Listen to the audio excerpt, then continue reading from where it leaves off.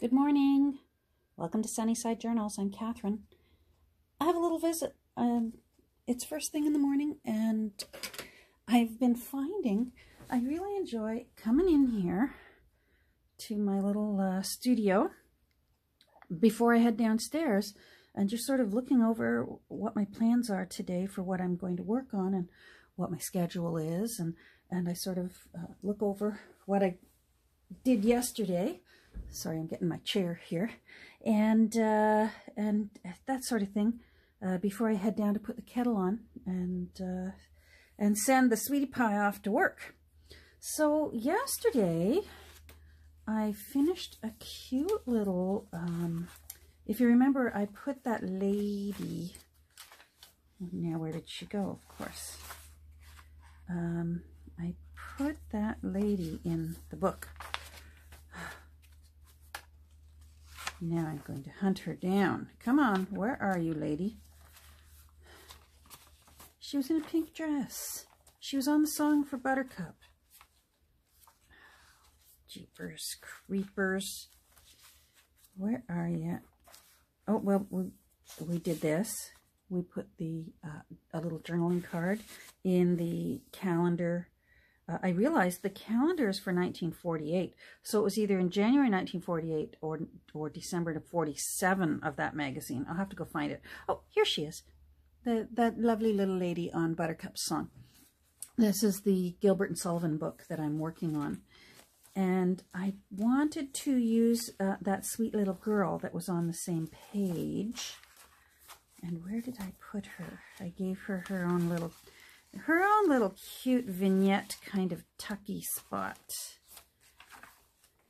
And of course, you know what I should do? I'm wasting everyone's time leafing through this thing, and I should be putting like a little clip so I can go right to it and show you what I did. Here she is. So that's the little girl that was in the same page. So there was no waste with that page. The little girl also got fussy cut out, and I put her with a stamp. This stamp is actually, you can barely see it anymore, but it's from South Africa. And a little corner of doily. I love the doily against that sort of dusty salmon color. It almost looks like Wedgwood. So pretty. A little circle that creates the closure for this little envelope. That circle is actually from one of my favorite children's books that's perfect for junk journaling, The Little Engine That Could. It's an awesome book for junk journalers. The illustrations are so beautiful, and they're very vintage looking, and the colors are very vivid, and it's a nice book. I had an offcut from good old Edith, so I just thought I wanted to tuck something back there because I created the envelope to be a tuck spot. And then this envelope is actually from flowers, from a floral shop that I guess, I don't know, must have gone out of business or something, because there was an entire box of these little cards and envelopes at my ladies' hospital auxiliary shop one day. And I was able to get quite a few of them. So I like how that turned out. I did glue in some birds. As I said, this book doesn't seem to be falling into any kind of theme. I seem to, once again, just be enjoying finding my favorite things and putting them in. And that's certainly what a Victorian commonplace book would have been. They just would have saved pretty things, pretty poems, pretty artwork, little, cards given away by the drugstore that had pretty things on it. There's a little vellum envelope there with just a little tag in it on that flip out. Now I put some, oh, there. I've been saving this fella for quite a while, and I decided this is the journal that that woodpecker needs to go in. Going to feed the little baby in the tree. So I thought this almost looked like birch bark, the music here. So that's where they went, and it was cute because it's on that page from Winnie the Pooh, Kanga and Baby Roo Come to the Forest. So I really, I just like how that turned out. And I put another fussy cut of some falcons somewhere. Oh, hold on. Over you go, acceptance. And now, of course, I can't remember where I put my falcons. Oh, this is one of my tributes to Nick. That's a Nickism. So happy with that. My little hats off to Nick the Booksmith. Another Nick the Booksmith little tribute there. Oh, here's something cute I put up here. I did it a while ago, but I don't think I've mentioned it. It's just a puzzle piece from a vintage puzzle, children's puzzle. And I just think it looks cute up there, like a little tab, and with the number 25 in that beautiful blue, and the blue here, and that little flower. That reminds me of a Mary Engelbreit kind of flower. Yeah, I'm not going to be able to find. Well, maybe the hawks will show up later. Or falcons.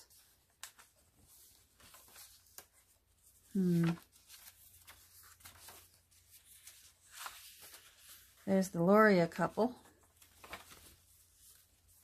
Nope. Well, I did do a little bit more work on another pocket. So let's see if I can find the other pocket that I worked on. I do like to have at least one pocket per signature. And of course, I'm sorry. Oh, come on. Where did you go? I made a nice pocket for you. Oh, there's, okay, there's the birders out there can correct me whether those are falcons or hawks. I just thought they were beautiful, and I've been saving them for a while too. I honestly do have a little container where the pieces of art that spark joy, I put them aside so that they can go into a special little, you know, I find the right spot for them. This is the page from Anne of Green Gables. Anne is invited out to tea, so I have a little couple there canoodling over a cup of tea, and I just put a little tag into it. It's just a tiny little pocket for Anne is invited out for tea. Oh, boy, you're practically getting a flip through here. Oh, here's the pocket I made. I really love how that turned out. So what I did was the main part of the pocket, I actually cut off the back of a sheet of old music. And, oh, here we go, MCM1X. MCM 1909? Let me know if that's correct. Oh, yeah, I wrote myself a note. Oh, Catherine, thank you. Is it Catherine? Catherine in the past wrote a note to Catherine future. 1909. Anyhow, it had little advertisements for other music that you could purchase. So this back in here, because these are Gilbert and Sullivan operettas and plays, this is famous songs from famous operas. So I thought that would make a very nice little pocket. And then I added some of those little Victorian hands that we see all the time, holding hands. And a little wren. I love wrens. I almost love wrens as much as robins. Wrens are just so cute, the way they stick their little tail up in the air and show their bottom to everyone. That's really nervy, but if, you know, when your bottom's that cute, you have to show it to everyone. And then a little ticket, because I thought if you're going to the opera, maybe you need a ticket to get in. Then I put some journaling cards in there. These are from that John Seymour book that I did all that fussy cutting on. So I still have to put a string, a piece of cord through there. Now, I was busy last night. I was watching the news. I found, oh yeah, got a teeny tiny little thrift haul. Boy, I got a lot of catching up to do this morning. I got this book yesterday at my favorite little thrift store. They're still having a difficult time stocking their shelves. I'm finding that even though I go in there, the shelves are still pretty bare. And they've got shortened hours, so maybe they're having a hard time getting staff to come in because it's volunteers. It's not paid staff that run these little charity shops. Anyhow, I found this little book for 99 cents. These are terrific books. I like this one in particular because the illustrations are isolated, so you can cut out one bird. Sometimes you've got a committed couple there, and that's okay. But usually it's single birds surrounded by white, so they fussy cut really nicely, and I like the size. They can fit into just about any journal. It's not a huge size commitment with this book, so I spent most of the evening watching what news I could that didn't scare the living jeepers out of me. So let's put it into this, my little birds container, and let's put these in. There we go. And then I'm going to take this back downstairs and just keep it beside my little favorite corner of the couch. Now, what I wanted to do this morning, just before I go down and put the kettle on, is I want to put a tissue overlay over the opening page. This is just such an elegant book. It's really turning into a very elegant book. So, and when I have an elegant book, I love being able to put a tissue overlay over the front page so that it's sort of like opening the curtains to your junk journal experience. So I have this beautiful, it almost feels like glassine. I got it out of an old photo album. I think if I hold it right, you can see where the window was for the photo. It sort of had framed photos in this photo album, and then each page was covered with this glassine. So when I took the album apart, I kept that because it's also already beautifully yellowed. Can you see that gorgeous yellowing? So I cut it into the size I want. Now I fussy cut a little girl in the garden, and I just thought she was lovely, and I want to put her there on the glassine so that when the page gets turned, she goes with it. That's the plan. So the first thing I need to do is stick her to the glassine. Actually, first thing I need to do is make sure that all her edges have been tinted so that they don't jump out at me. Oh, here it is. I don't necessarily want her distressed. I just want those white, where the core of the paper is showing, because I freshly cut her. I just want those darkened up so they recede instead of advance to your vision. And then, because it's glassine, I'm going to use my aerosol adhesive to put her on that page, because you're going to see the other side of her. You know what? I need to rethink if I want to put something behind her. I might put a doily behind her. All right, you know what? Let's rethink this, because, let's take a look. On fresh white paper, so that ink doesn't disturb me. I just use old book pages for my inking pages. So if she's on there, but if I flip her over, that's what I'm going to see, because she's been fussy cut out of a book. I wonder if I could just ink over this and just make it dark.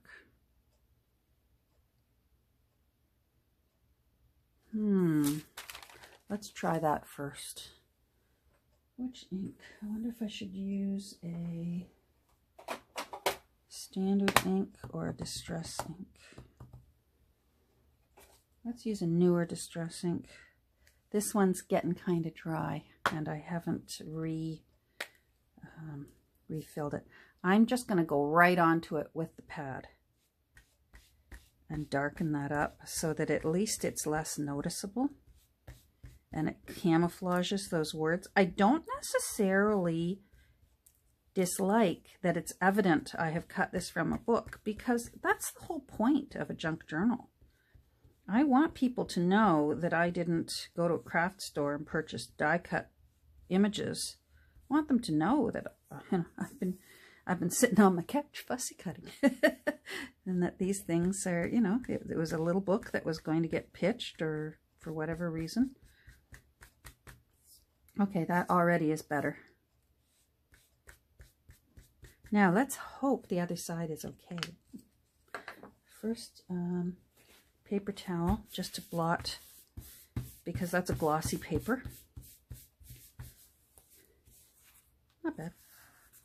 Oh, that's good. Okay. All right, I already like that better. So can you see how the dark ink, oh, that looks nice. All right, now let's see how it looks through. So there it is. Let's put that down. Oh, okay. Now I'm happy.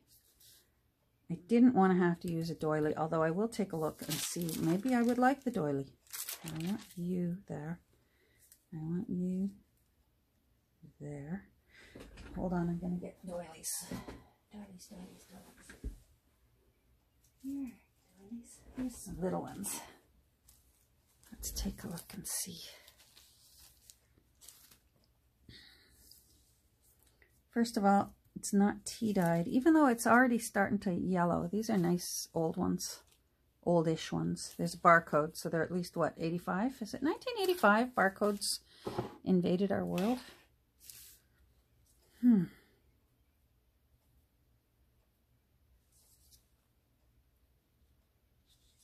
No, I don't. I'm not enjoying the doily. No, thank you, doily. You'll get used for something else. Put that away. So back to this glassine. I often have questions after I do this in a book. There are lots of ways to create one of these sort of, it's almost like putting a sheer curtain in front of your book. Yes, this glassine is nice. Watch for it in books. I try to get it out of old books when I can. Tissue paper works fine. You know what works really well is tracing paper. Hold on.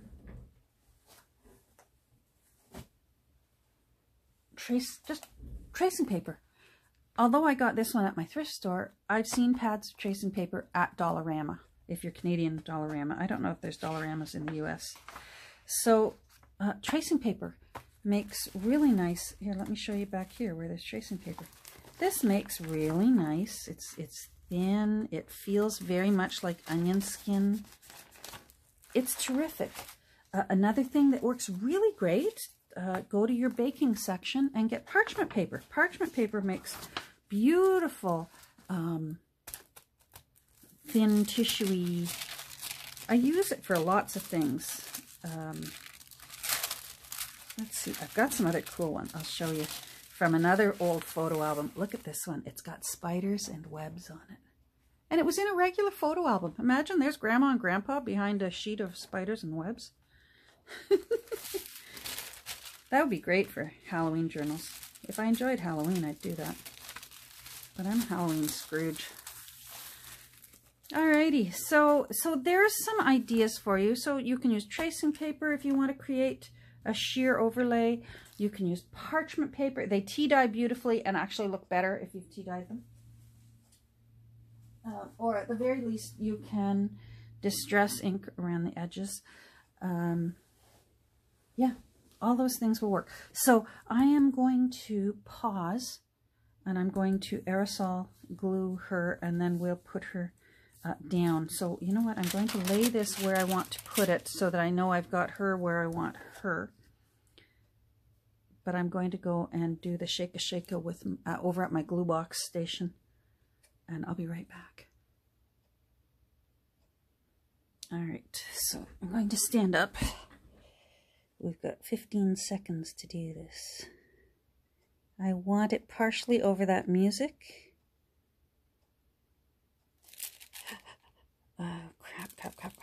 No, no, no, no, no. Come up.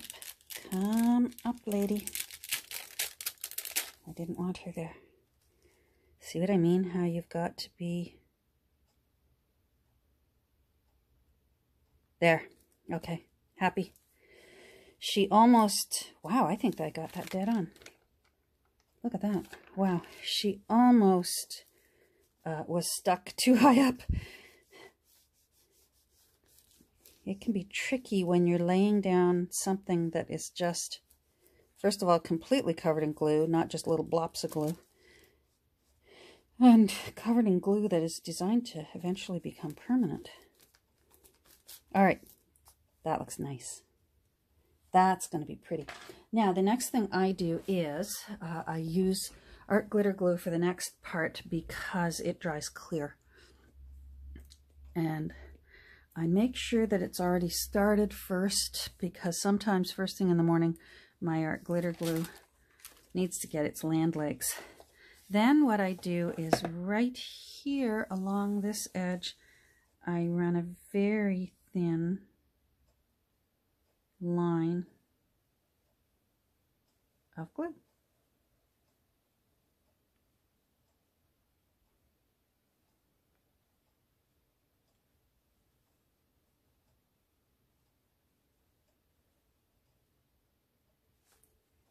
There we go. And then I stand up so I can see what I'm doing. And we hold our breath again. This is not as bad as the aerosol glue. Got a little bit of time to work with the art glitter glue.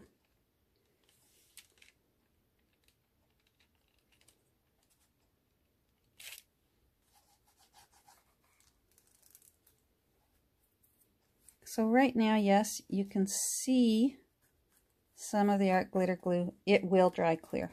I've done this before. That looks beautiful. I'm so happy with that. She likes her new home, I can tell. So, you know what I'm going to do now? I'm reminded, since I showed you the bird book, I did get a few things at the thrift store, not very many. Hold on, and I'm going to go get them so I can show you before we go. Wow, this really is a little bit of everything today. A little ketchup, a little thrift haul. Hold on. Okay, let's put Gilbert and Sullivan over here. I'm going to leave it open because that glue is drying. So she's over there. Let's move this. So I didn't get a lot, but what I got, I'm happy with. I got, as you can see, some books that are going to make great, big, huge journals, which seems to be what I'm really enjoying making lately. Now, I did find a few little, beautiful little delicate hankies. Look how pretty that is. I think that would look nice even on the edge of a book page. Here, let me show you what I'm thinking. I'm thinking of running it that way along a page so that it hangs out over the edge like that. I think that would look really beautiful. Same with this one's got a beautiful corner on it. Wouldn't that make a gorgeous pocket? Really, really pretty. They're very, very thin and very delicate. 99 for 2. Yesterday was red. Everything on red, 50% off. And of course, nothing I found was red. 79 cents. But again, this doesn't look old, but it's very pretty. And that meets my criteria. Very pretty and secondhand meets my criteria so that my junk journals are made from junk. And again, I think if I trimmed a crescent part of this lace here, then again, put your imaginations on. Sometimes I like when there's floppy lace hanging out of a journal. So it does look like lovebirds there. Anyhow, so that one gets my mind going, my imagination. 79 cents. And then these 3 books, there were lots of these books there. I just chose the ones I wanted. And as ever, the religious books hunt me down and seek me out. But I think they make such beautiful and interesting journals. So this is again from, looks like a reverend passed away, and a lot of his books got donated. Chuck Price, and I'm going to have to hunt him down and see if I can find him in my ancestry. I picked these ones for a reason. First of all, I love the burgundy red.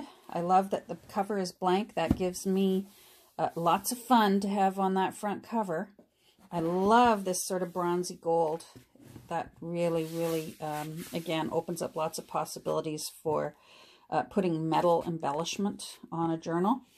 I like this one. I picked this one in particular because I thought maybe it would make a beautiful Christmas journal, because it's from the, it covers the books of Mark and Luke. And Luke especially is that really pretty description of the Nativity. So I thought that that might make a really beautiful Christmas journal. Now it would be a big Christmas journal. So it might be something that someone would want, you know, say there's a new mama and she's planning on 20 more years of Christmases ahead, and she'd like to be able to journal about her Christmases in one book for the years of raising her family. You know, maybe start journaling in it for every December. That's what I sort of imagine for a journal that's this big, that would simply be a Christmas journal. I think it could be very, very pretty and quite a keepsake. So that's my goal for the book of Mark and Luke. I got the Psalms simply because so many of the Psalms are so beautiful. So I thought that would make a lovely junk journal for the Psalms. And then as well, Corinthians, because there's so many nice sections out of Corinthians that, I mean, just about everyone gets married to the scripture of love is patient and kind. That's from Corinthians. That's from Paul's letter to the people of Corinth. So, yeah, it's just, and the pages are really, they're in terrific condition. These aren't that old. These are 1958. And I don't want that to seem old because I was born in 59. So they're not antique. I'm not an antique. But they're vintage. I'm definitely vintage. I have a vintage soul, and I even had a vintage soul when it was a young soul. So I'm really, really happy with these. And I think these are going to make beautiful, beautiful journals. I just love the colors. I love this burgundy red. And I love these. What a gorgeous, gorgeous spine. I can almost see, oh, jeepers, scaring the daylights out of us already in the morning. Oh, can I close you yet? Can I close you? I don't want to. I think I can. I can almost see doing the faux stitching on here with some gold thread. That would just be spectacular. All right, well, you know what? I have to go put the kettle on. I need tea. And hubby needs tea before he heads off to work. So thanks for visiting with me. I hope everyone has a great day. I hope you stay safe, and I hope you stay healthy. And yeah, have a great day. Bye.